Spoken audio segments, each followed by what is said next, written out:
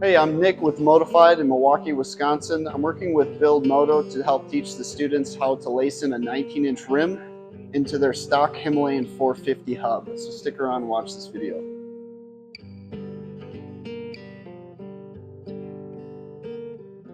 First thing you need to do is take the wheel off the motorcycle and remove the tire from the rim.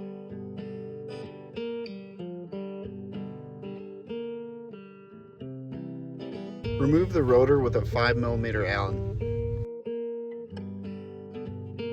We find it helpful with a wheel we've never taken apart before to take a picture before so you can go back and reference it while you're working on lacing it. Next part, you need to get a spoke wrench and start loosening up the spokes and nipples so you can extract the hub from the wheel.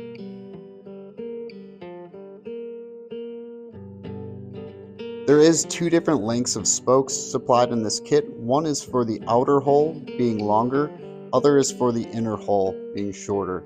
We recommend that you start by lacing the hub to the rim using the short inners first.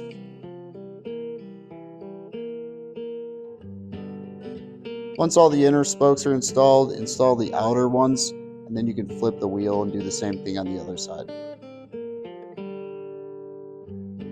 All right, cool, you've got yourself a motorcycle wheel. Now it's time for the hard part, truing it.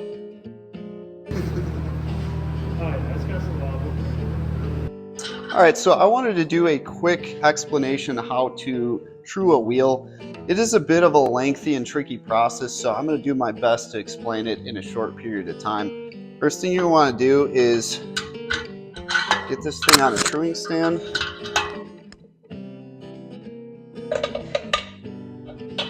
We got ours off of Amazon and it's been awesome for years, so don't think you need to go out and buy a super expensive one. Just buy something that works. You're going to want to set this cone pretty tight to the bearing on the inner race so that the wheel's going to roll nicely.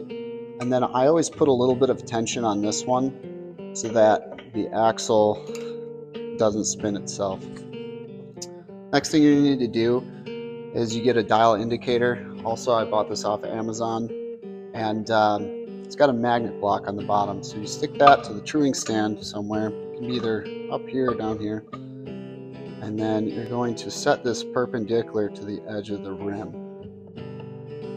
So next thing you're gonna do is spin it, and this one is not too bad as far as true goes. Looks to be, about 50 thousandths of an inch or less. So we're gonna start adjusting this is grab a spoke wrench. You can either get this style of Motion Pro wrench, or we also like this one from Warp 9 because they have a bunch of different attachments, and they also do have a spoke torque wrench, which you're going to need at some point anyways. I want to start getting this wheel closer to true. We always start with the side run out, and then you're going to move the dial to put it on the bottom so you can get the up and down motion for truing the wheel. So what I'll start with is setting my marks here to the point where I can just get a baseline on how far I really need to adjust this to get it closer to true. You're going to start on this side of the wheel, and the easiest way to tell which way the wheel needs to move is just by poking the rim like this. So if I push on the right side of the rim, you can see the needle goes towards this side. So that's just telling me that I need to start tightening the spokes on this half of the rim. And as you would assume, the spokes that are on this half of the hub, when you tighten them, it's going to pull the rim that way, and it's also going to make it tighter and pull it to one side. Every single thing that you do on a wheel as far as tightening or loosening is going to make the rim react into the hub in a certain way. So if you tighten this one a bunch of turns, you know that the whole rim is going to end up coming closer to the hub.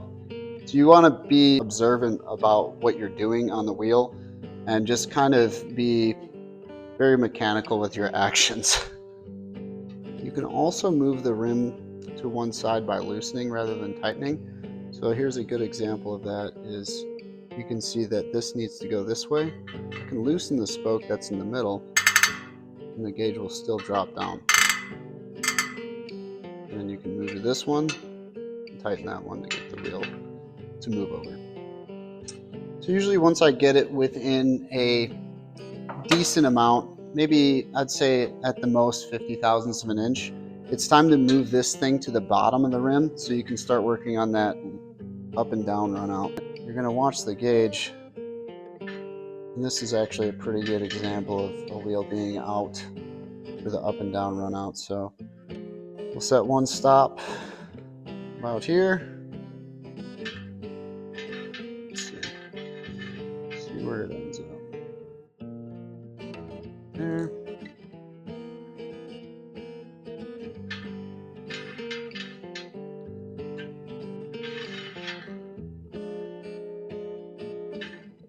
Okay, so what's tricky about this is it's not like the side run out. You actually have to be adjusting the entire side of the wheel, which it's really easy to get your side true out if you're just adjusting these super random.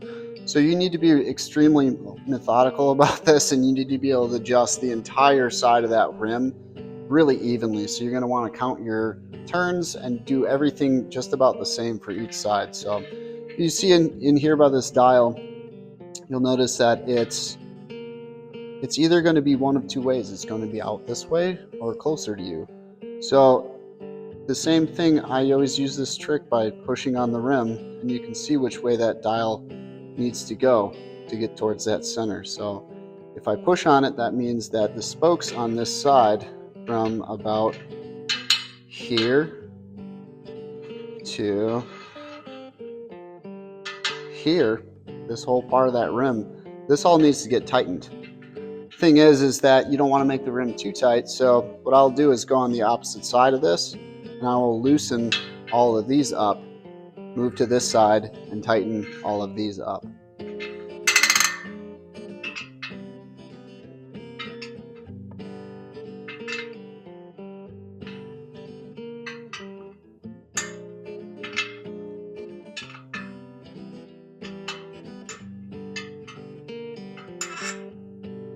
All right, cool. So as you can see, I got it pretty close. It's within under 10 thousandths of an inch, which is pretty good. Once we get to this point with that up and down true, we're going to move this dial indicator back to the side. And you'll notice that it's going to be out again, but you're going to get that back to being pretty true. So you set your stops again, and you start your work on that side of the wheel.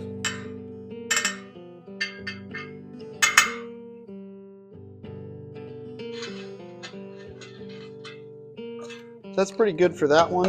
You can see when I spin it, really nice and true. For being a super old dirt bike wheel, they can true out pretty well. All right, the last part of a wheel truing project is you're going to need to take a spoke wrench for torquing, and you need to set the torque on the wheel. So we like this Warp 9 kit just because it has a whole lot of different sizes. It even has a spline drive for doing Excel wheels. So you're going to find the right size for this. Well, even on the back of this, it gives you some specs as far as what to set it for.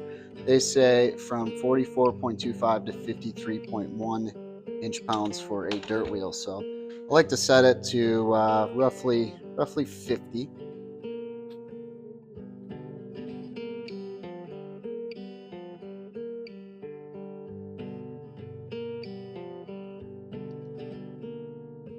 Now with this one, you need to make sure that this is actually popped into the ball, because otherwise if it's not going to break at the right area and you'll get a false reading. So always make sure that you're checking that.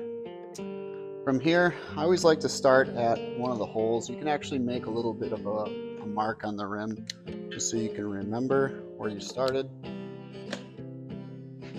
You're just going to go on one half of the rim. So you're going to do every other spoke. You're going to go and go evenly, one by one, until they get to the point where they're going to start torquing. Switch to the other side, do the same. Do one turn on each side.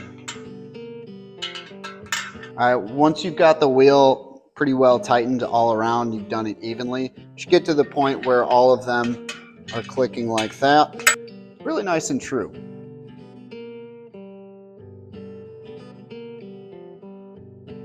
Feel free to reach out to us on our website. You can go to motofiedcycles.com or through our email, motofiedcycles@gmail.com.